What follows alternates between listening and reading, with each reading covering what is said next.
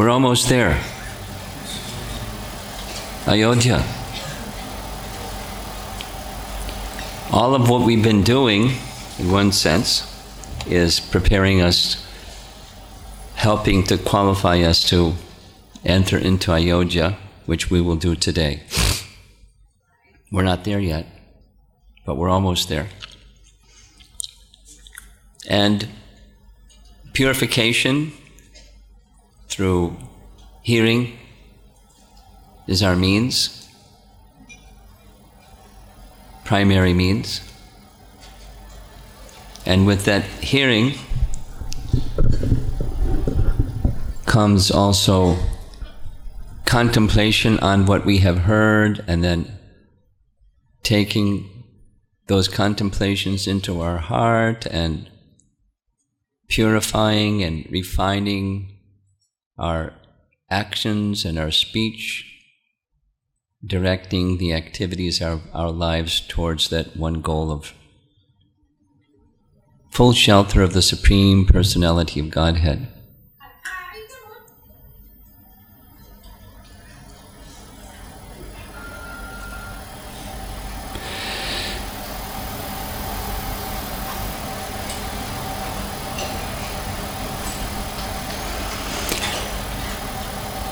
One of the things that we heard from the Bhagavad Mahatmya presentation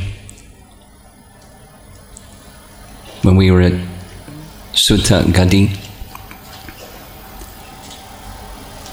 Sandilya Rishi was explaining this narration about the best method. Actually, it was Sutta and Shaunaka. The best method for hearing Srimad Bhagavatam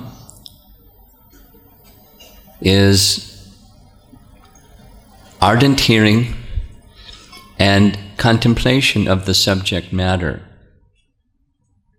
and reorienting the heart and everything of our life, body, mind, words, everything, following that hearing and the contemplation to get the best effect.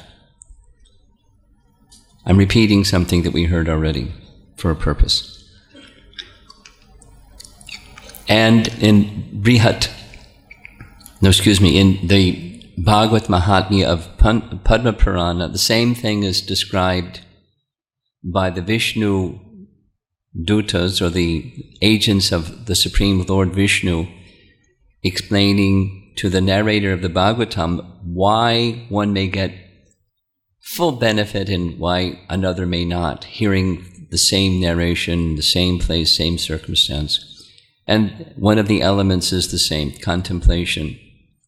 The ghost, the brother of the narrator, every evening he was contemplating on what he had heard during the day, while he was engaged in his worship of the deity form of the Lord. However he did that in a ghost body doesn't say, but it was what he did. And because of that, he received the full benefit. So I'm encouraging all of you, I hope you've been doing it. I've been trying to do it in the midst of all of what's going on. So I wanted to share some of those little contemplation about, we've been hearing a lot about Vishwamitra Muni. We're not going to hear anything further about him because after going to the Himalayas, he departs from the whole scene of Ramayana.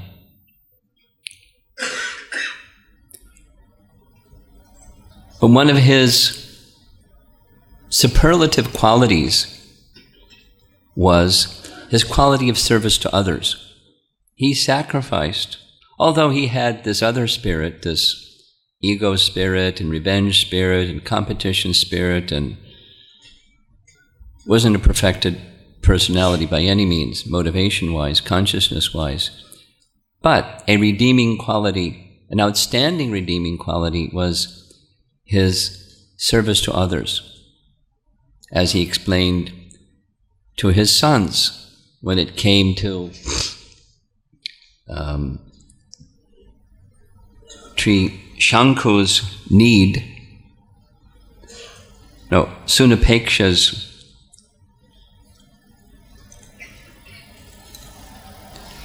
Sunakshepa's need to get relief from a promise that he had made to the king, to Ambarish, but at the same time to be able to continue and do service to others without losing his life. So, service to others is the duty of a king and the duty of a sadhu. It's abundantly taught, and Vishwamitra Muni taught it by his example. It was in his heart, service to others.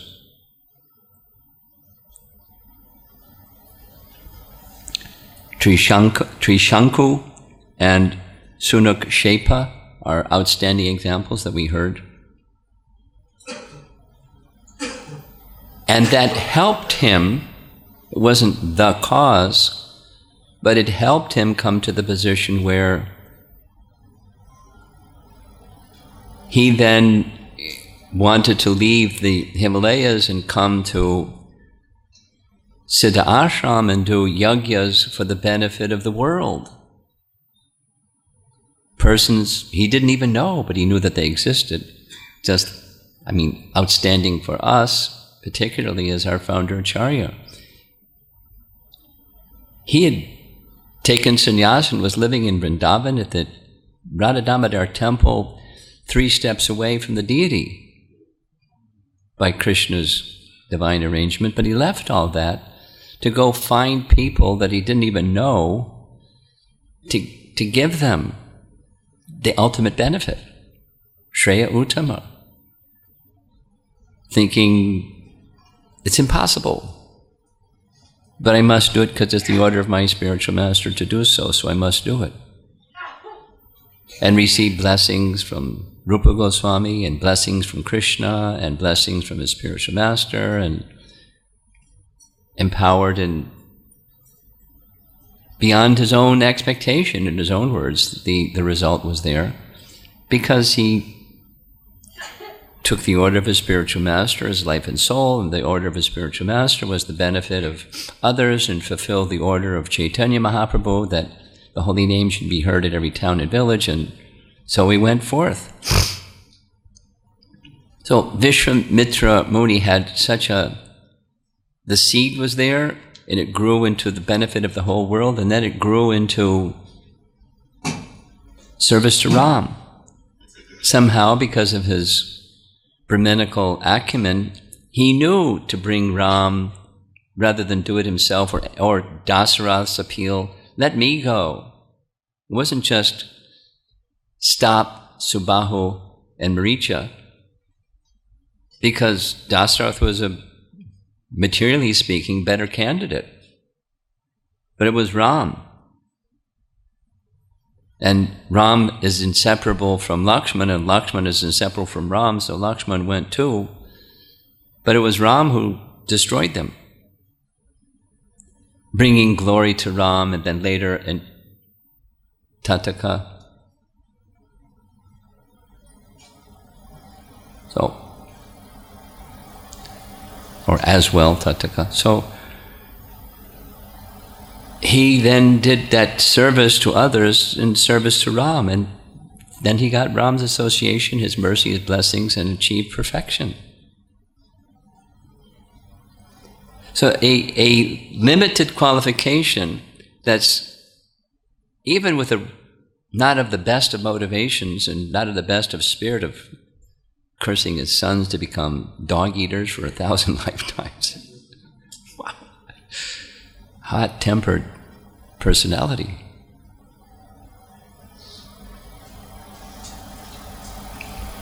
So his path was an indirect path, but he came to the stage of perfection.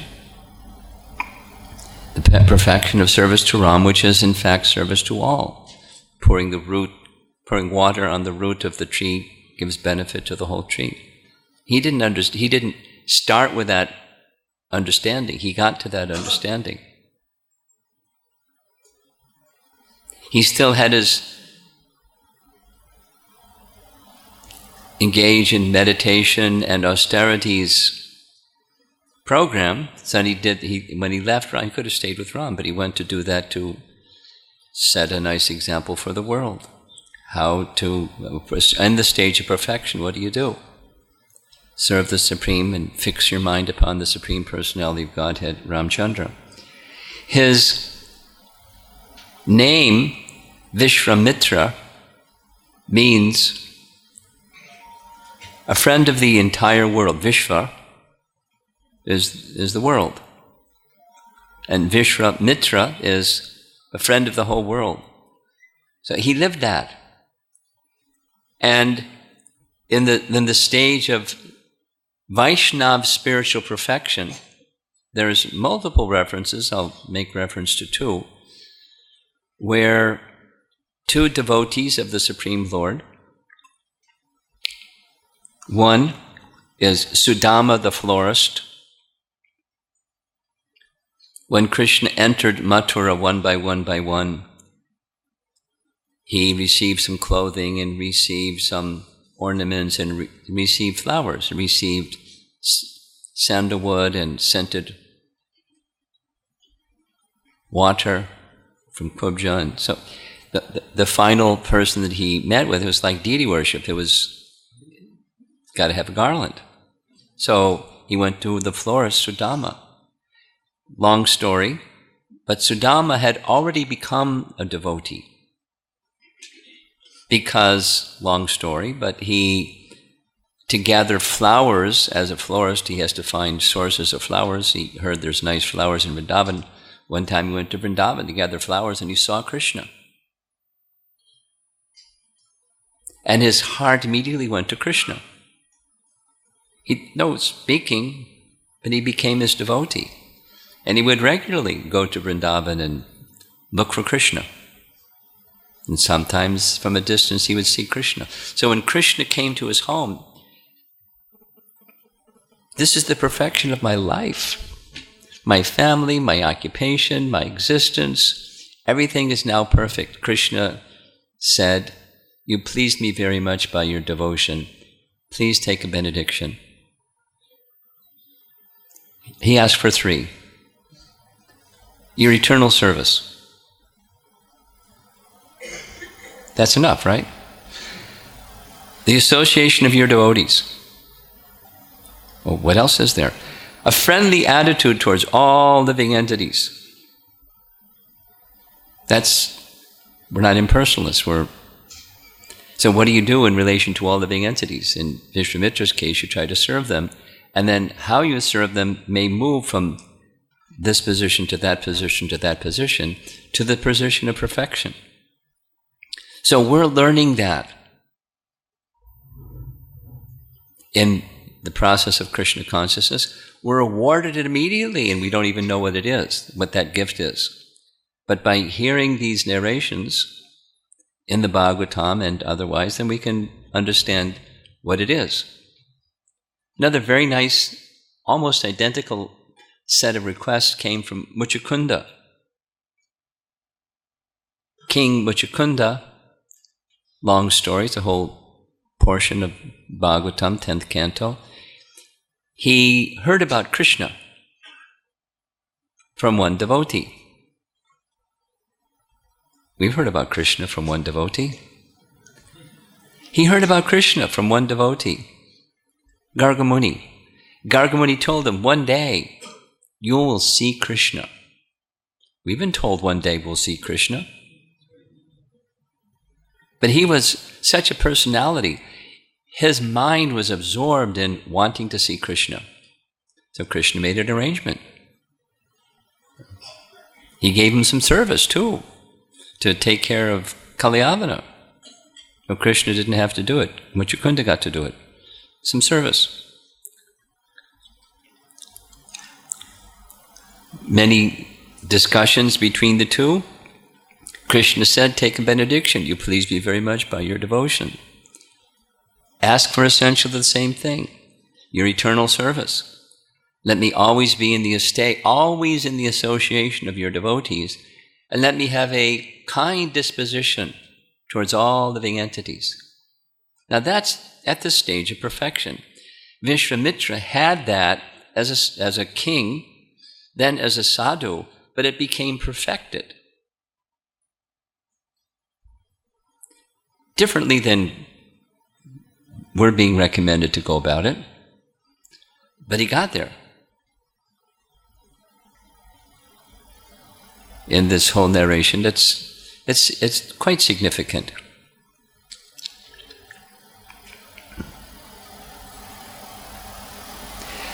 And then another important lesson, this is my contemplation on what we've been hearing, just reflecting back on it.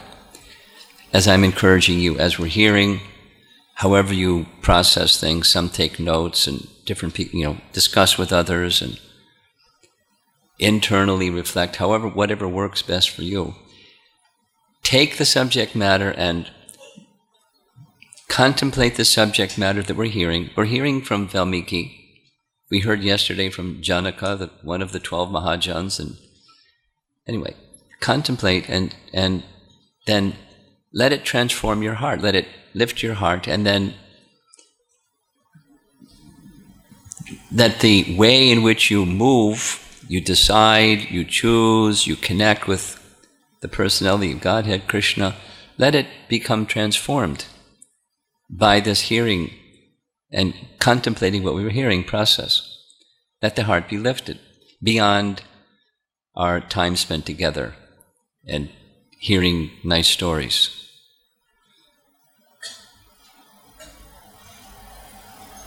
So, when there are different ways, one of the lessons, I've said this some days back, there are many practical lessons. So there are many within Valmiki Ramayana. So one of the practical lessons is ways in which a person, in this case, is a leader. So in our lives, we also have some following functions and some leading functions and some peer functions. We have those more advanced and peers and less advanced. So to gain the cooperation of others, in that attempting to gain the cooperation of others, there's different methods. And in the lower stage, Vishwamitra used power. He overpowered. When the sages agreed to assist him in the Trishanku Yajna, they did so because they just didn't want to lose their lives or have some kind of terrible curse from this hot-tempered, powerful. So, Vishwamitra. So that's one way to get cooperation. Might.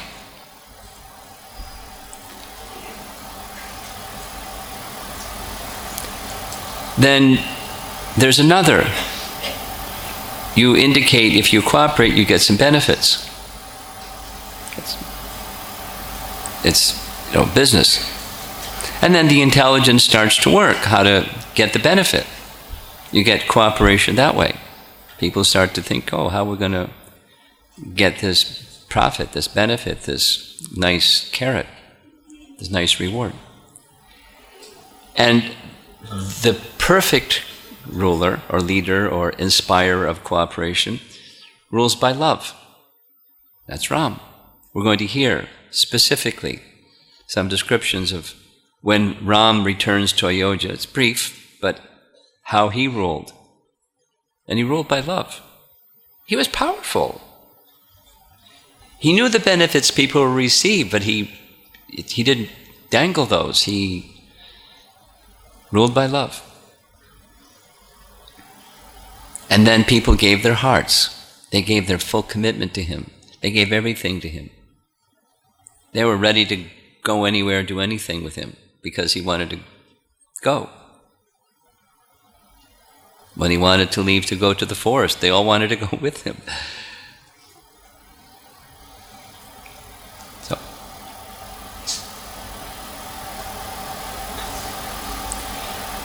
contemplations, and there's more, but time doesn't permit. So, on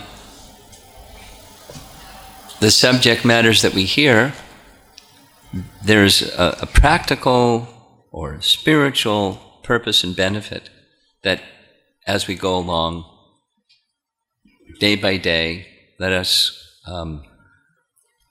follow the instructions that we hear about from these two Bhagavad Mahatmya sources to get full benefit, increase the benefit that we can take from away.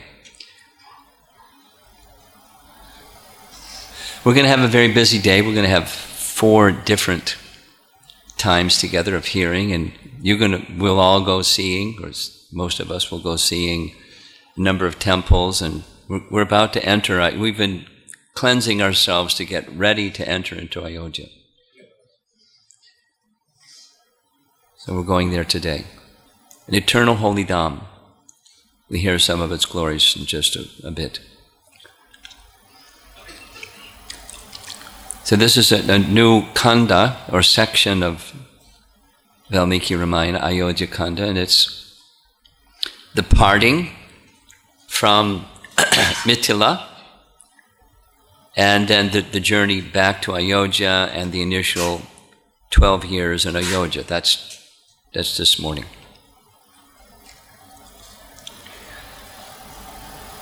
The marriage has been completed, and it's now parting time, the parting of the entourage going back to Ayodhya, and King Janak now without his 2 daughters, and Kushadwaja without his 2 daughters, but very happy that the daughters are married to such exalted, qualified personalities. The duty of parenthood is now completed in that sense. So Janaka, who is described as having, practically speaking, wealth that was unlimited. Now everything in this world is limited, but he is a resident of Vaikuntha, consciousness-wise, and so his wealth was so abundant, practically unlimited. We heard yesterday about the charity given to the Brahmanas by Dasratha, and now it's Janaka giving charity to his daughters, dowry to the daughters, and to Dasarath, and to the Brahmanas that came with Dasarath, and the ministers and everybody. Hundreds of thousands of cows for each of the daughter, an equal number of elephants, horses, chariots and foot soldiers, millions of pieces of silken and cotton cloth of the finest quality, we can be sure, tens of thousands of hand-woven carpets, heaps of gold, silver, and jewels, and each of the new brides, each one having hundreds of maidservants to assist them.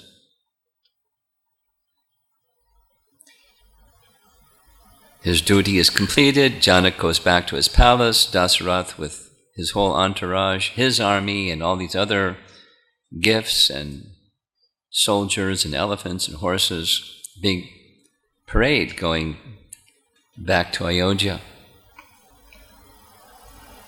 But sometime in between, because it took 4 days to get from Ayodhya to Mithila, it doesn't say how many days, but in the course of their travel, suddenly some surprising omens started to show themselves. Birds screeching and howling started swooping down towards the traveling party, the parade, the assembly of persons heading back to Ayodhya. And there were animals that were passing on the path from left to right.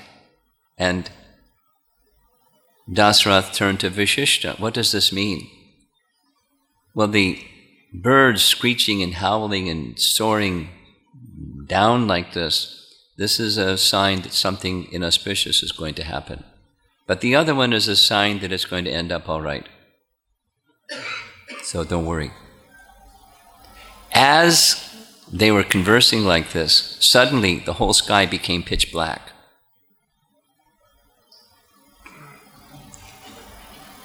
The whole earth shook. It was as if a storm came. Trees fell. No one could see anything in any direction. This huge dust storm came, and everyone, except for 4, fell unconscious. Pretty shocking and startling. Dasarath, Vashishta, and the 2 sons. I say the 2 sons because, at least what I've understood is, after the marriage, Bharata and Shatrughna went to Bharata's ancestral home. Everything covered in dust. Suddenly, Parasuram appears, right in their path. Huge, towering figure,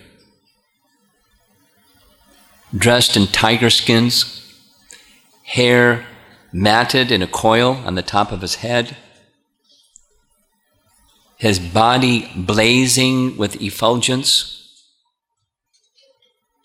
Immediately Dasarath and Vashishta recognized him.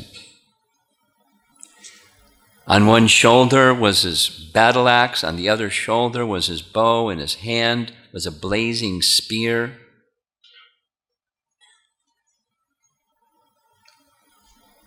Vashishta, and apparently some of the brahmanas also didn't fall unconscious, they went forward meekly to Parasuram, who was also a brahmana, as they are brahmanas, and they honored him and they worshipped him, receiving their appropriate greeting. Immediately, Parasuram turned to Ramachandra and spoke directly to him, just ignoring everybody else, as if he's the only one standing there. He said, "Oh Rama, I have heard of your great prowess, the killing of Tattaka and the breaking of Lord Shiva's bow. So I've come here in person just to verify if these reports are true."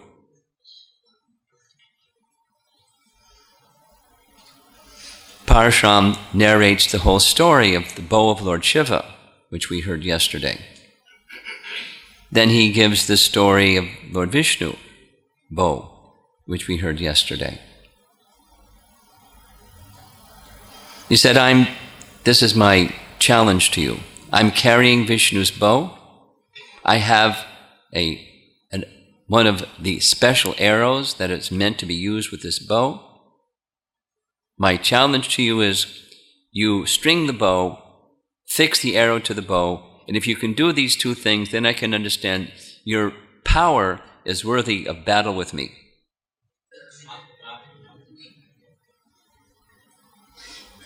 Dasarath hears, battle with Parasuram.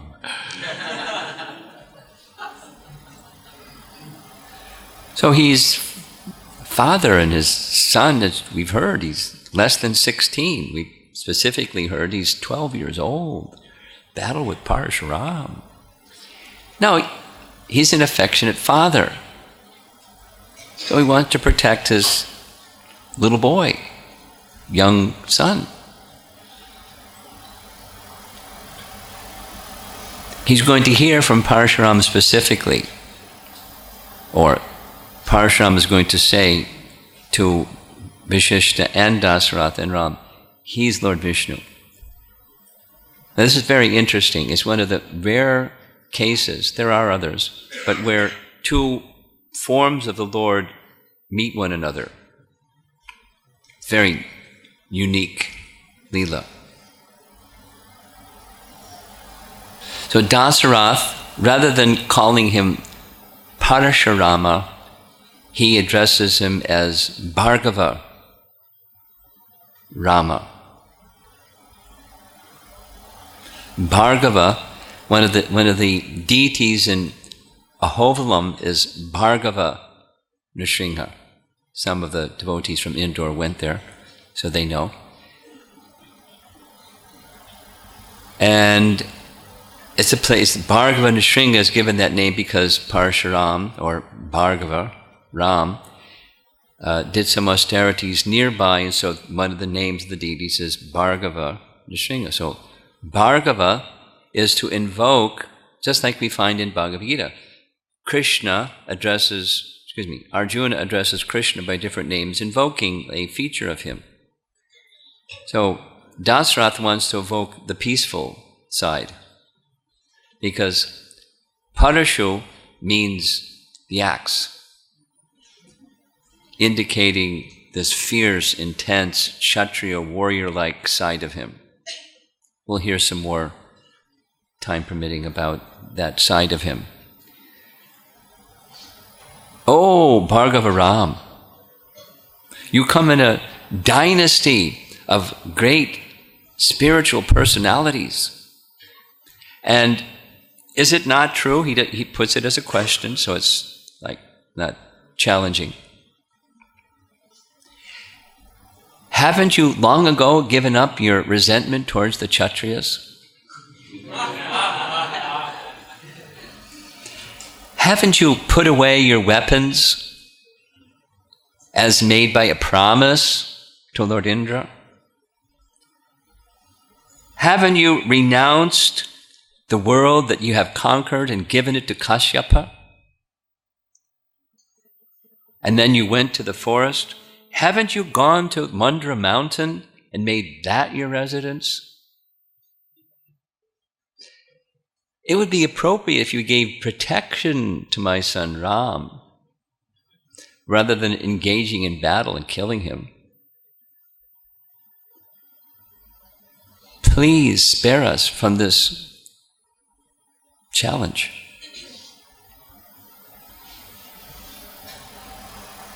Bhargava Ram ignores him completely, as if he's not even there, and didn't say anything. Now, Dasarath is an exalted person. You don't just ignore an exalted person. It was an offense. And Rama is going to indicate it shortly. He just ignored him, insulted him by that ignoring him. He again speaks to Ram. One of the foremost duties of a Kshatriya is to accept a challenge of combat. I'm reminding you of that duty of a Kshatriya and inviting you to this challenge. Please take the bow, string the bow, place the arrow. And if you're successful, we'll have battle. Now, Ram has great qualifications. Many we've heard. Now we're going to see in action another one. His ability to speak without anger, without uppityness, without, I'm smarter than you kind of speech. He apparently honors Parasuram, at the same time he scolds Parasuram, but he does it very nicely. Because he's stepped out of bounds, dismissing Dasarath like he's nobody. Because Dasarath is the father of Ram.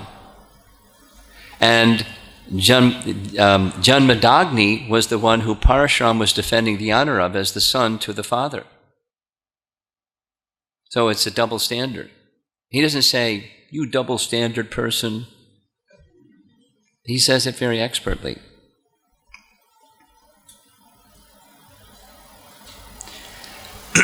Ram says, I've heard of your tremendous accomplishment of fighting and killing all the world's warriors.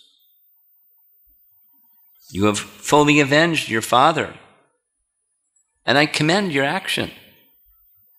You did the right thing when your father, they cut off his head. We'll hear some of that, how that happened.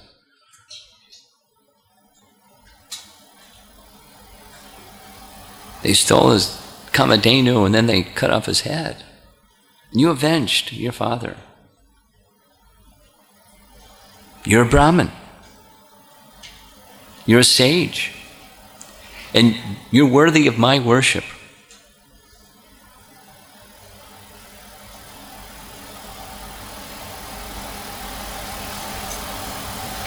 You've done all this to respect and honor your father, and I approve of it. However, now here comes the chastisement part, but it's done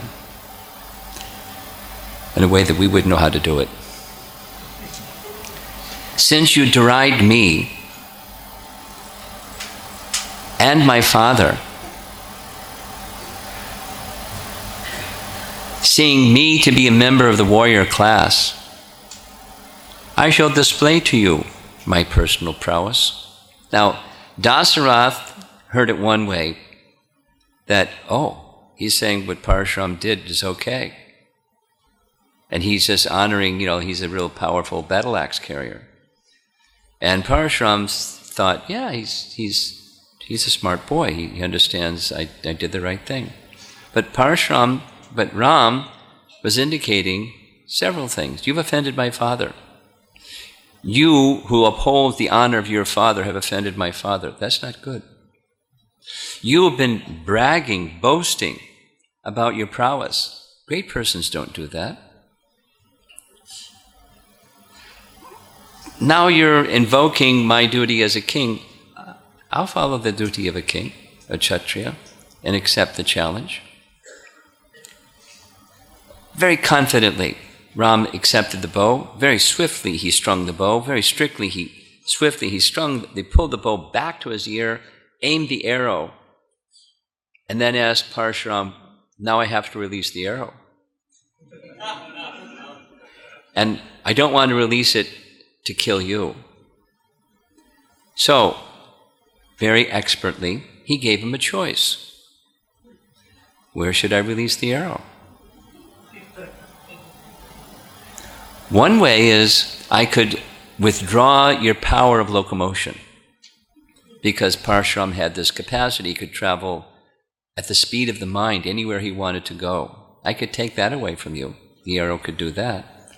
Or, if you like, all the powers that you have accumulated by all of your austerities, I can withdraw that. What would you like?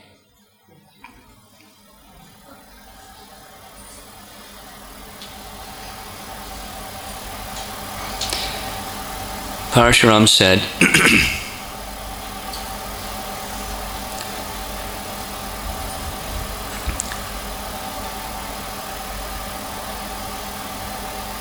I've given the entire earth to Kashyapa. And Kashyapa said to me when I gave him the entire earth, a moment ago, you were the most powerful person on earth, and you controlled the whole earth, and now you have nothing. It belongs to me. And I'm requesting you, leave this earth. You can no longer reside here. I, Parasuram, have taken the words of Kashyapa as the guiding light of my life. I cannot violate the words of such an elevated personality. I have then taken my vow that I'll stay at Mahendra mountain, and I have to go back. The day is coming towards the end, and I have to go back to Mahendra mountain, so I can't give you my power of locomotion. So instead, you can take all of my power that I've accumulated for all of my austerities. And in fact, I simply now recognize you are the Supreme Lord Vishnu. I am the servant of the Supreme Lord Vishnu. I wish to be engaged in your eternal service.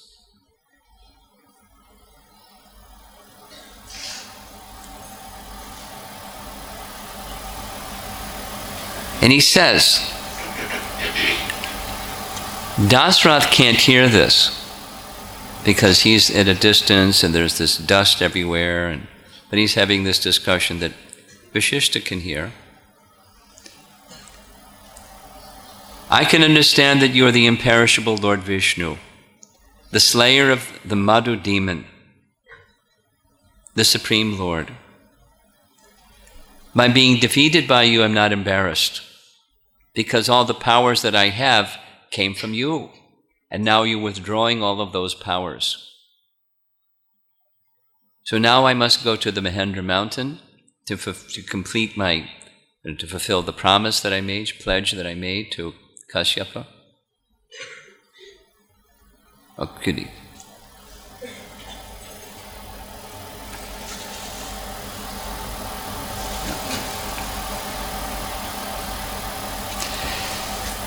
And he disappears.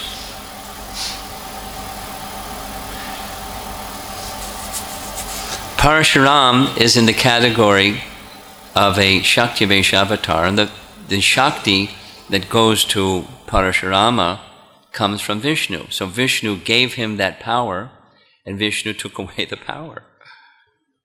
And Parashurama understands that. And as listeners of this narration, we should understand that's what's going on. He did some service. Like Arjuna, he was given a certain power by Krishna to do some service. And when that service time was over, the same power was no longer there. And same for us. Any time we have some ability to do something, we should recognize where that ability comes from. And don't become proud, and don't become the utilizer and enjoyer of something that's not ours. That's a thief. We utilize it in service to the Supreme Lord. And that's proper. Now, commentators speak of this, how the two circumstances with the bow, Shiva's bow and Vishnu's bow, were dealt with. With Shiva's bow, commentators say, it wasn't Ram was anxious to go break the bow and show his prowess. It was something that his guru, Vishwamitra Muni, wanted, and because Vishwamitra Muni wanted, and again seeking affirmation and confirmation from Vishwamitra Muni that he should proceed, he proceeded, and he broke the bow. But it was with confidence that he did each of those things. Then comes the bow of Vishnu. Ram hadn't offended Parashuram in any way. Just the opposite. Parashuram offended his father and was insulting him. How could Parashuram said, how can I have someone with such power as you live on earth? I am the annihilator of kings that have power. Insulting him. I'm going to eliminate you.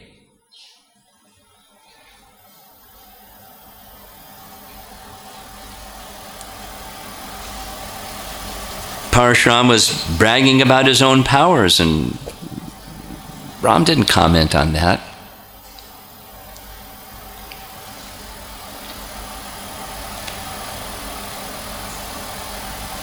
Instead, Ram was appreciating him for the good thing that he did. He gave honor to his father in a way that was, for those that had, at least for those that had killed him, was appropriate. Later it's described, why did he kill everybody? The purpose, according to acharyas, the purpose of Parashuram doing this was to lessen the burden of the earth, like Krishna's appearing and killing demoniac kings, to lessen the burden of the earth. So it was what he did, traveling all over the whole country, killing kings or chasing them away, those that fled. It was to lessen the burden of the earth. Not commensurate with what Kartavirya Arjuna's sons had done, but it was a plan of Lord Vishnu. Therefore, he was given the power to do what he did. And then the power was taken away. And then Ram gave him his choice of punishment. Ideal king. Ideal in ways that we've heard how he speaks and how he doesn't become angered when people offend him, and very, very careful. Punishment should be given not just because somebody deserves it. The effective kind of punishment is so the condition of heart becomes corrected. That's the purpose. Like when Narada, nice example, when Narada was considering Nalakuvara and Manigriva, when they were insulting Narada by standing naked before him intoxicated. What's going to be beneficial for these two? Punishment should be given not just because punishment should be given. The purpose behind should be fulfilled. Parasuram is showing this character of an ideal king. So, Parasuram chose what would happen, how the arrow would be released. The arrow was released, and his powers were gone. He returned to Mahendra mountain. Now Ram is holding on to this bow of Vishnu. Ram invoked a mantra that brought Varuna, and he gave the bow of Vishnu to Varuna for safekeeping. So that the bow of Shiva is now broken, the bow of Vishnu goes to Varuna.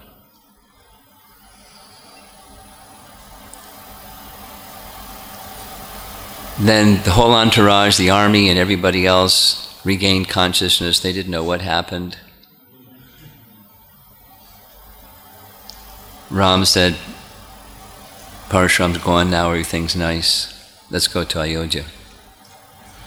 And Dasaraj was thinking, let's get to Ayodhya as fast as we can. Who knows what other obstacles are going to come. So hurriedly, they went to Ayodhya as quickly as possible. And as they're approaching Ayodhya, just as we're on the boundary of Ayodhya, word went to Ayodhya from the citizens, Dasarath is coming. And they heard the news of the marriage of the 4 sons of Dasarath, and the queens are in this entourage too. And so they go outside the city of Ayodhya, big festival to receive Dasarath. Description of the details of how they received him. And Dasarath is now very happy. He not only has a son, he has 4 sons, not only has 4 sons, the 4 sons are married. This wonderful unity between himself and his dear friend Janaka. Perfect and happy. 12 years passed. So it makes Ram 24, 25 after their marriage, to the time that the wanting to have him coronated takes place. And they passed their time very happily, Sita and Ram, devoted to one another, serving one another. Sita always keeping Ram within her heart. She made herself by her character, as well as her beauty, and all of her refinements, very dear to Ram's heart. And their Valmiki Ramayana describes their love for one another grew and grew and grew. Transcendental love for one another. 12 years passed like this, and the son of the Ashvapati, the king of Kaikeya, sent his son, Yudhajit. Yudhajit was the brother of Kaikeyi, Kaikeyi the mother of Bharat. So Yudhajit came to Ayodhya and requested that Bharat come and spend time with his grandfather, Ashvapati. And Dasarath gave his approval. Of course, Shatrughna goes wherever Bharata goes, and the two went with Yudhajit to the kingdom of Kaikeya.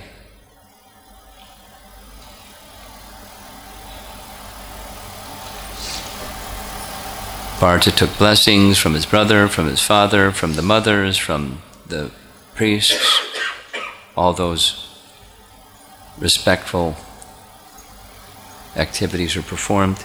Then here comes I'm just going to read it because it's so nicely, concisely presented.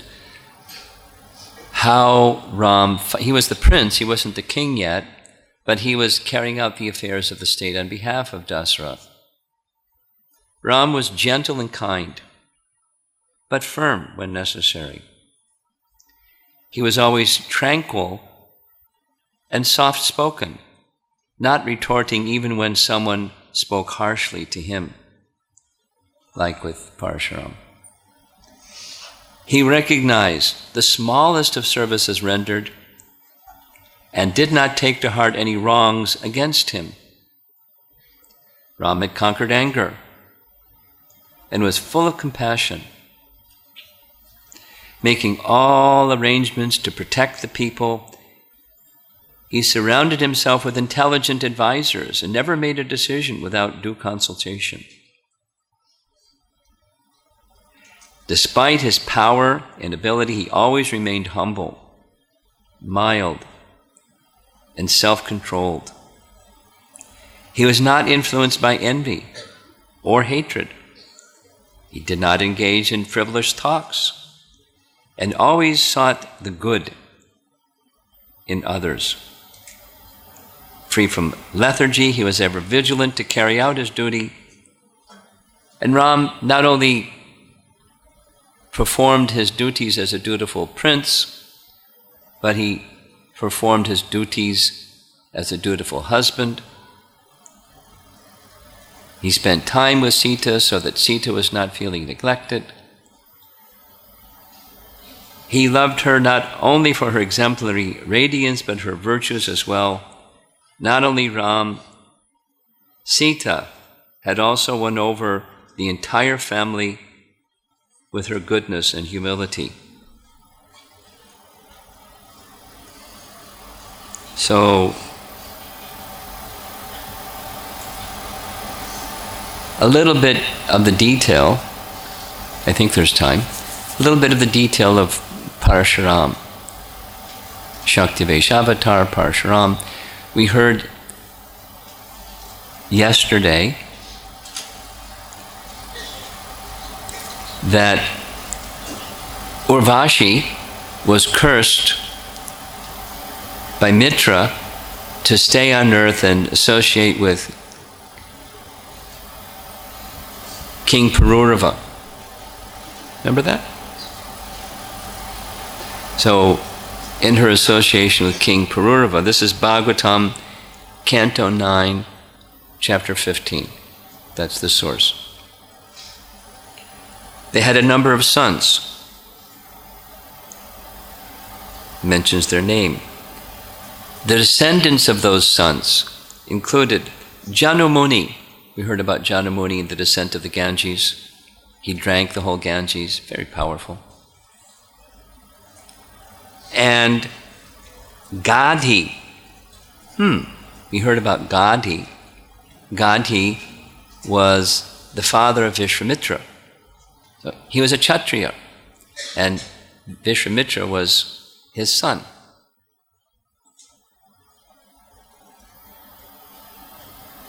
Gadhi had a daughter as well as Vishwamitra as his son, and the daughter's name was Satyavati. Satyavati had a desire to marry a Brahmana named Richika. Richika is from the Bhrigu dynasty. Her father, Gadhi, he wanted to see his daughter in opulence. And you marry a Brahmana and you may be in poverty, materially speaking. So, Richika made a condition for Satyavati to be married, and that was there had to be an arrangement of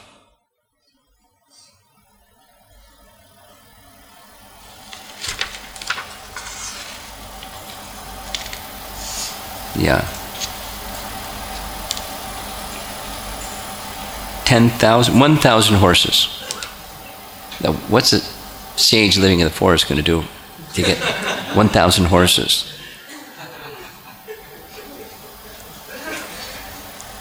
But he's a powerful sage. So he went to Varuna, and Varuna gave him 1,000 horses, and the marriage took place. So now Gadi's got 1,000 horses, and Rachika and Satyavati are married.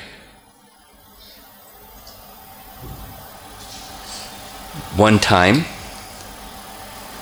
Satyavati requested her elevated husband, Rachika, to arrange for her to have a qualified son.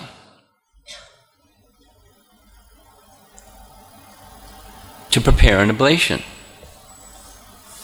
And while the daughter requested, the daughter's mother, or Rachika's mother-in-law, that's Gadi's wife, she said, "Can I have an oblation too? I'd like to have a son." So Gadi is a Kshatriya, and Satyavati is the wife of Rachika, so more of a Brahmana spirit was contemplated by Rachika. So he prepared an oblation that both his mother-in-law and his wife could have.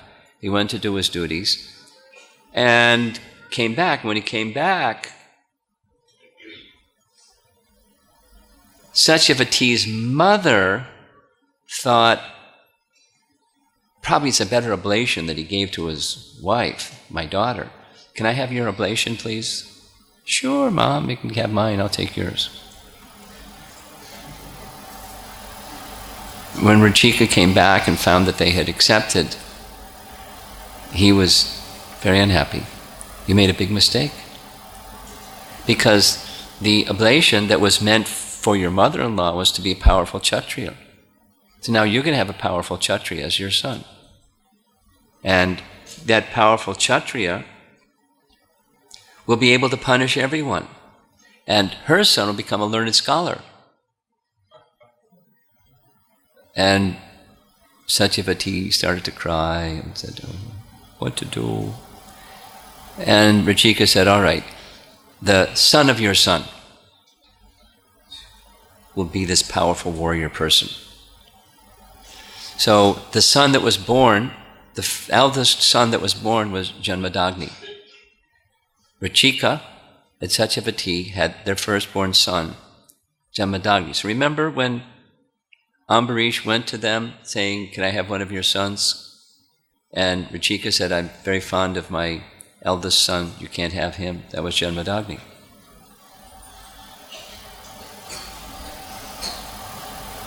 And Janmashtami's son, Janmashtami married Renuka, and they had a number of sons, and the youngest of them was Parasuram. The oblation switching result came out. So he is born of a Brahmana father, Janmashtami, but this oblation thing carried over to the next generation, and Parasuram, their youngest son, was of the Kshatriya spirit.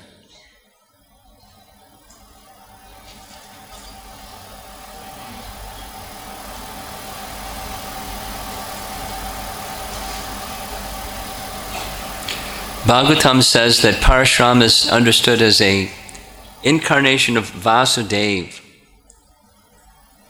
who annihilated the dynasty of Kartavirya and killed all the kings on the surface of the earth 21 times.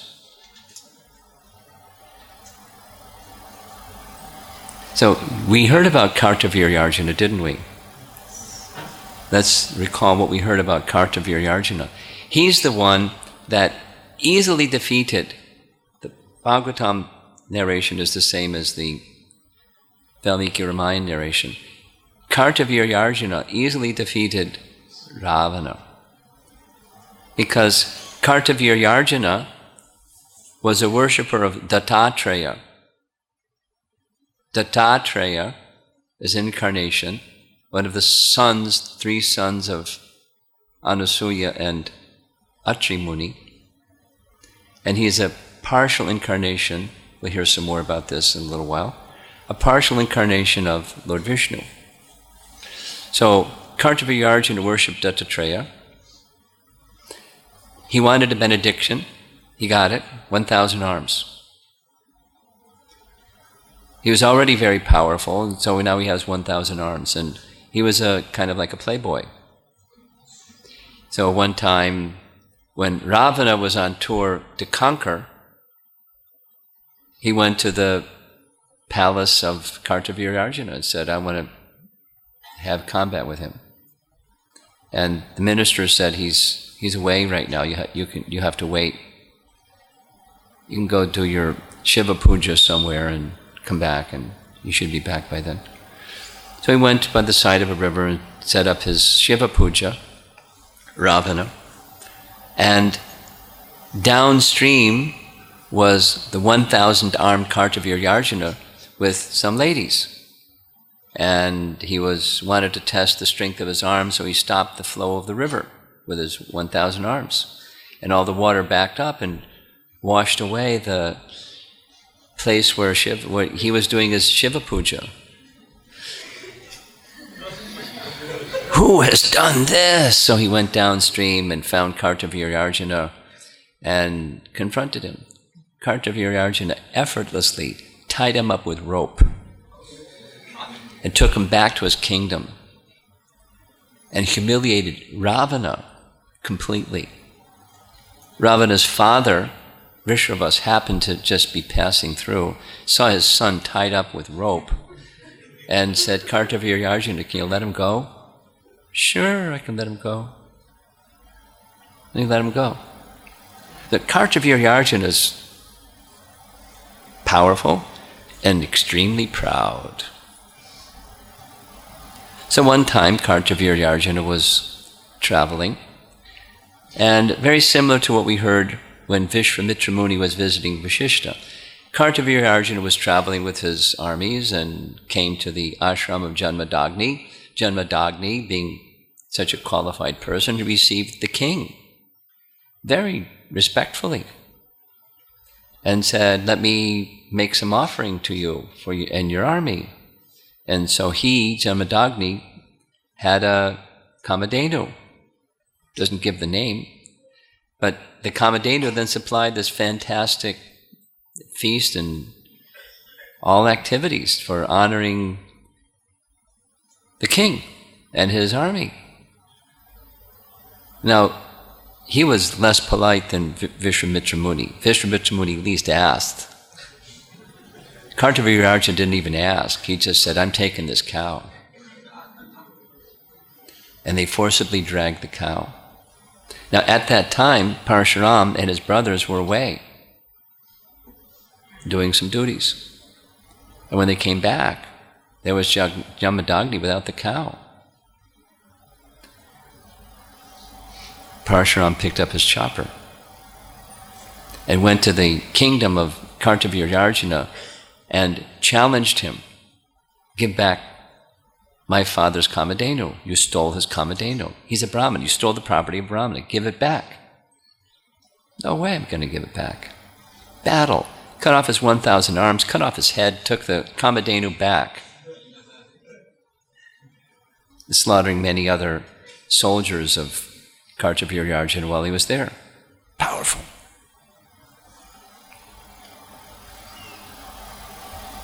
Janmashtami said, we're Brahmanas. We exercise forgiveness. We don't do things like this. You should purify yourself now for having killed the king.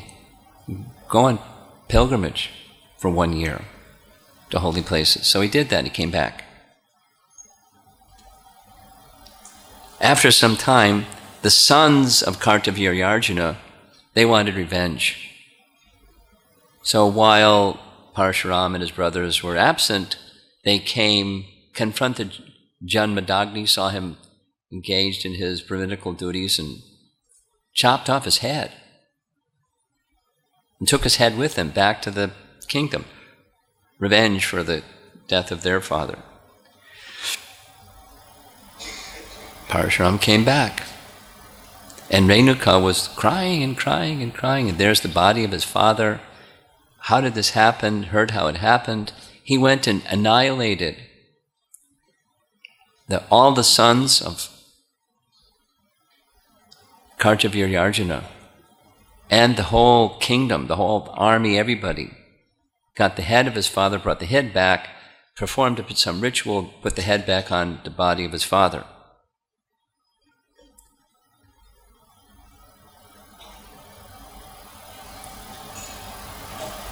There's some other things that happened, but there's skipping because of time.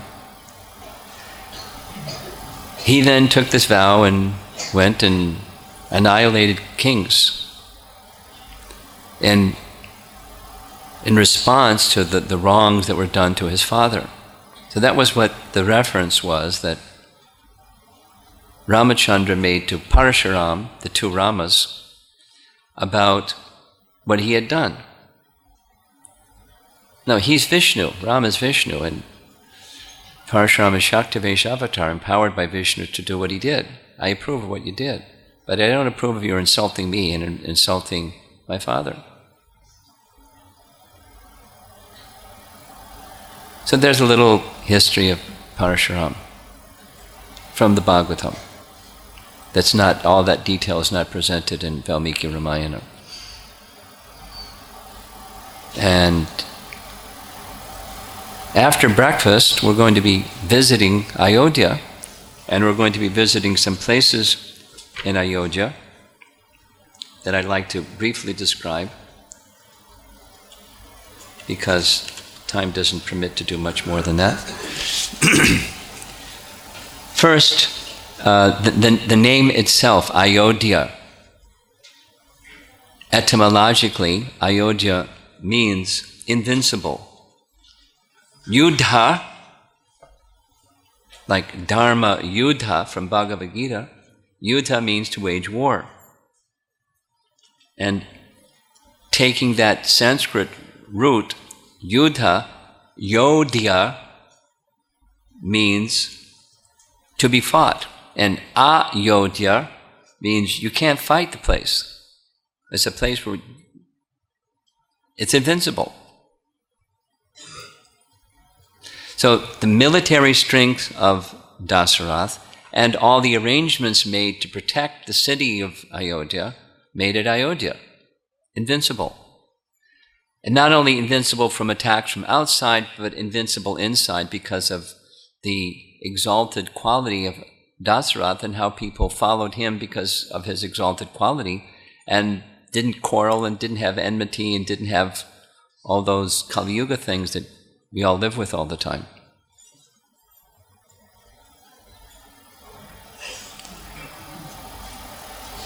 In the Adi Purana, the meaning of Ayodhya is given similar but slightly different. Ayodhya does not exist by name alone but by merit, meaning it's unconquerable by enemies. And so then another meaning is unconquerable by enemies within, because there's enemies outside, but there's enemies inside when there's sinful tendency and you act on sinful tendency, and that sinful tendency is your own enemy. And Ayodhya is where people didn't have sinful tendency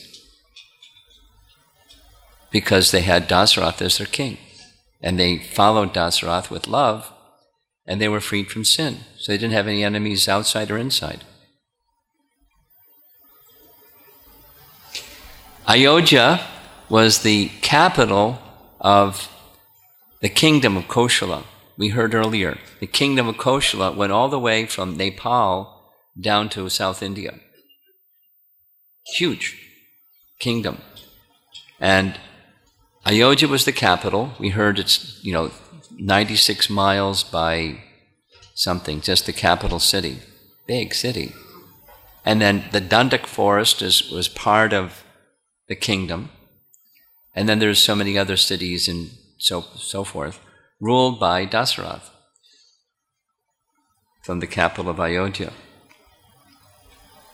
Again, from Adi Purana, the word Koshala can be understood in this way. Su-koshala, Adi Purana says, means it was both prosperous in wealth and skill. So there was every artisan, every trade, commerce, Koshala. And Ayodhya was its capital. In various Puranas, Ayodhya is spoken about in very elevated terms. Brahmanda Purana speaks of it as amongst the most sacred of holy cities, alongside with Mathura and Haridwar and Kashi and Avanti. The Garuda Purana speaks of Ayodhya as one of the 7 holiest places in all of India. So Ayodhya has some special place, and we'll be shortly visiting there. One of the most important places, specifically, is the birthplace of Ram. We heard of the marriage of Ram and with Sita, and the marriage place, just like in Mathura, the Janmabhumi of Krishna in Mathura. So it has some rich history. According to the descriptions of historians, after Ram departed, we're going to hear some little bit about Ram's departure. After Ram's departure, the city of Ayodhya became empty, literally because everybody went with him. And Kusha and Lava were enthroned as kings of the kingdom, but one went north, one went south, and Ayodhya became vacant, literally vacant, after Ram's departure. So it had to be rediscovered. And at least from religious authority, the mundane scholars have a different idea, but there was a great king who rediscovered Ayodhya. His name was Vikramaditya. And at the place, there's some details we'll hear shortly. How did he know where? He installed the temple at the very site of the birthplace of Lord Ram. This is before BC, before Christ. So we're speaking now Dwapara Yuga, Kali Yuga. Lots of time passed. He just built a temple there. And some sort of temple existed there until the year 1528, when Mughal emperor knocked it down and put up a mosque. And then, even in recent times, the mosque was destroyed, 1992, and the temple of Ram's birthplace was put up, and it's been a lot of turmoil, and that's why when we go to visit the place, we'll have shown your passport information, because they won't let people in, and it's lots of turmoil. Lots of turmoil. As, similar to in Mathura, right next to the birthplace of Krishna is a big mosque. Anyway, so, there's security check like you're going into an airport. You can't take any cameras, no metal. But anyway, it's a turmoil place. Now, there was a study done by the Archaeological Survey of India, ASI, and they found archaeological evidence that, in their report that's not public information in 2003, this is the place of Ram's birth, where we're going to see. It's called Ramkot. And it stands on an elevated, raised part of the earth in the city of Ayodhya.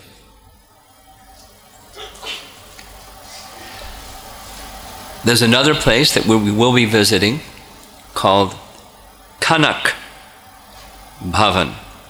Kanak indicates in Hindi gold.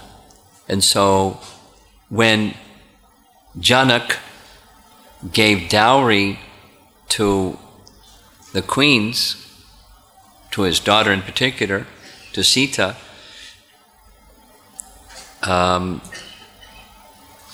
dowry was placed somewhere, and Kaikeyi made a palace of gold for Sita. It was a gift to Sita. Now later she turned sour because of Mantra's association, but there was a palace of gold. That was in Dwapara Yuga. The palace of gold was lost.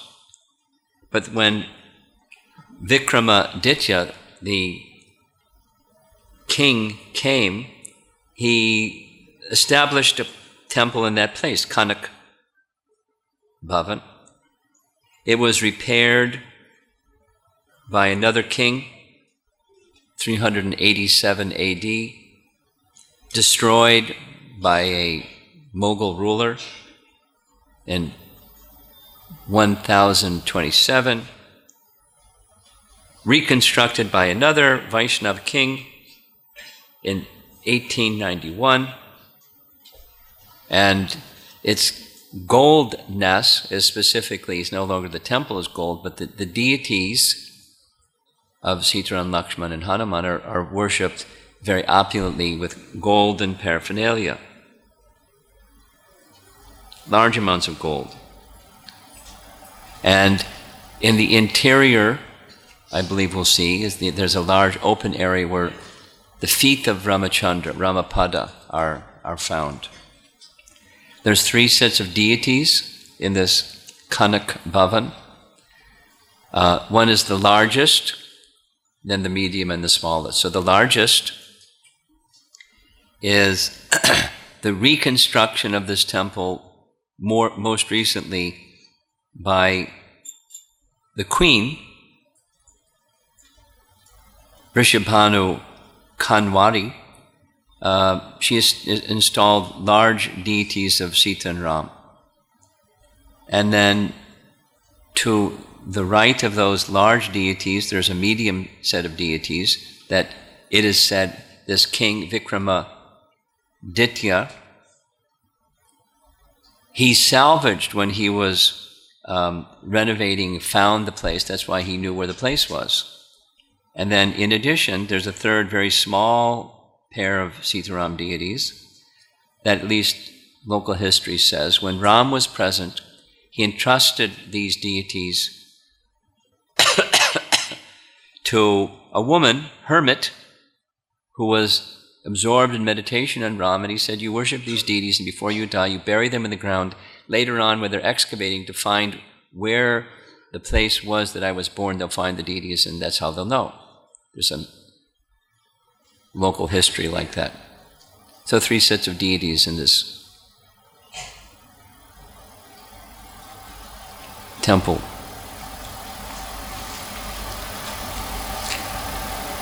A few other places to mention.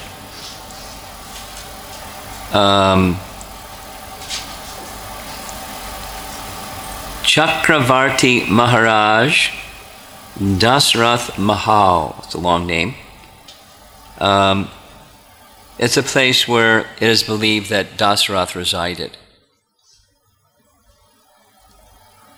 And now there's a temple, Sitaram, Lakshman, Hanuman, Bharat, and Shatrughna, place where Dasarath resided.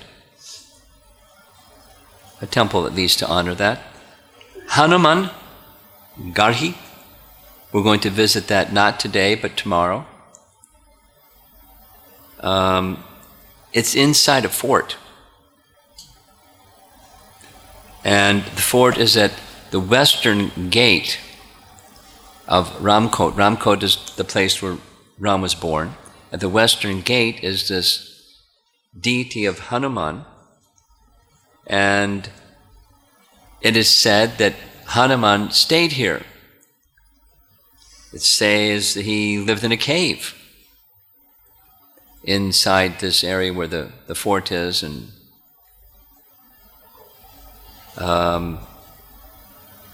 interestingly, a Nawab apparently became Ram Bhakta. he donated the land and he built the fort in honor of Hanuman in the middle of the 10th century. Hanuman Garhi, we're going to visit there tomorrow.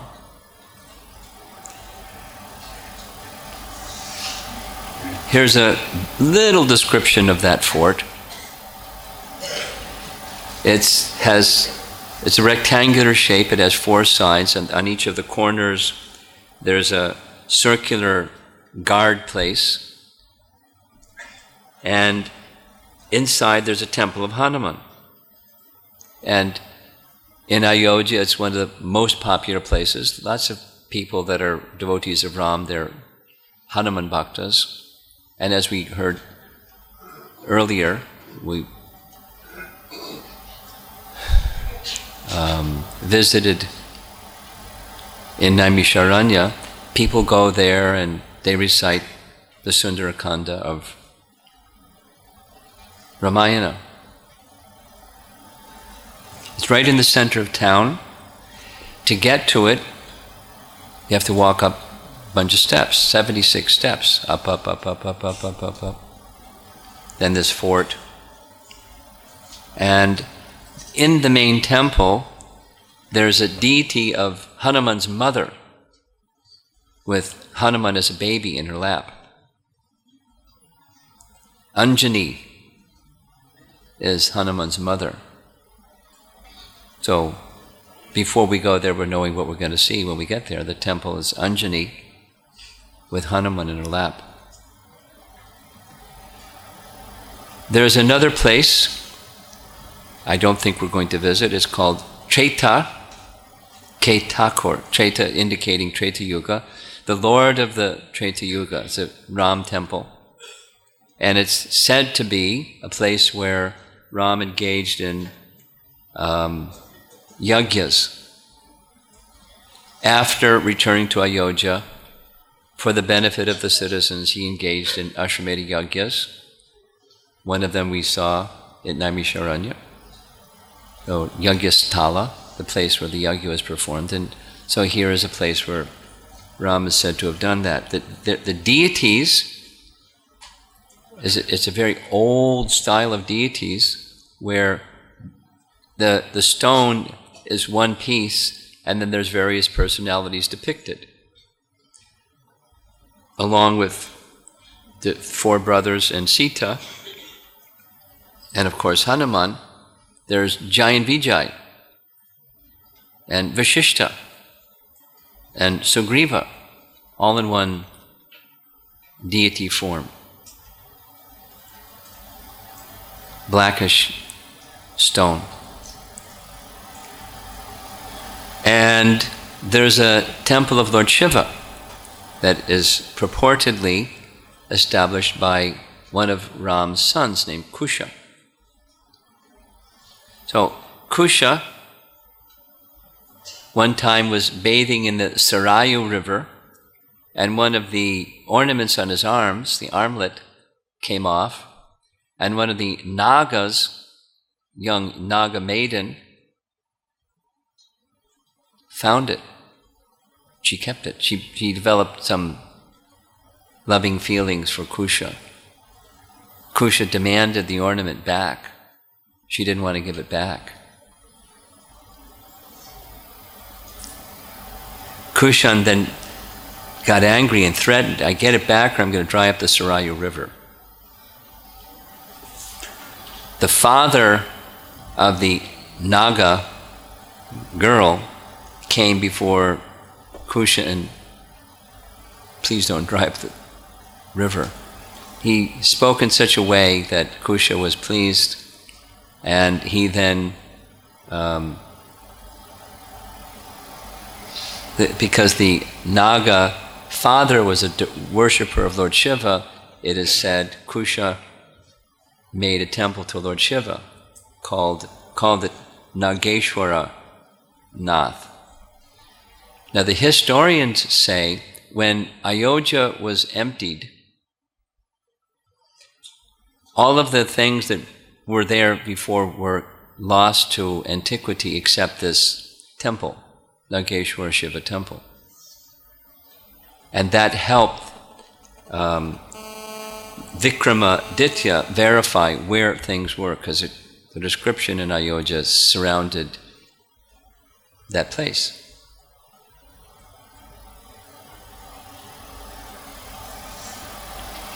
And they have big festivals for Lord Shiva in Ayodhya on Shivaratri. And two more, and we're done for this morning.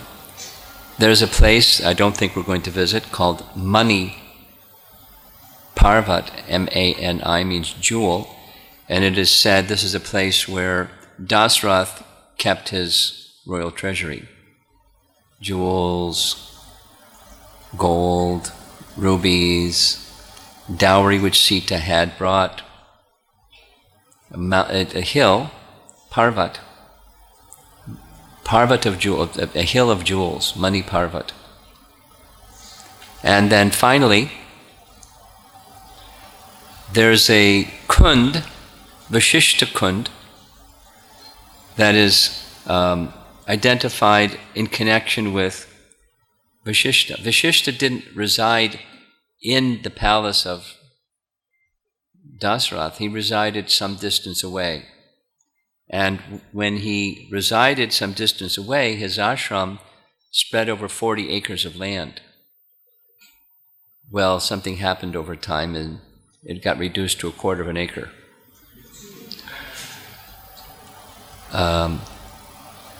But there's a well in that 1/4 of an acre that some believe, different than what Valmiki Ramayana says, but it's the source of the Sarayu River. So it's near the city of Ayodhya, but a little bit of a distance, and in that 1/4 of an acre there's a small temple, and there's this well.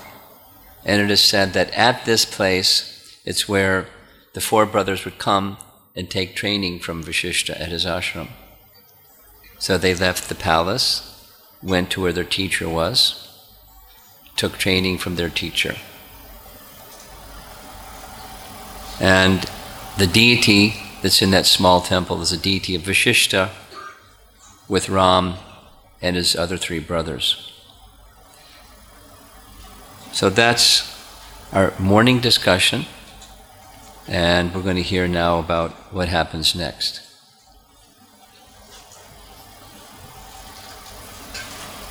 Ayodhya Dham ki, Lord Ramachandra ki jai.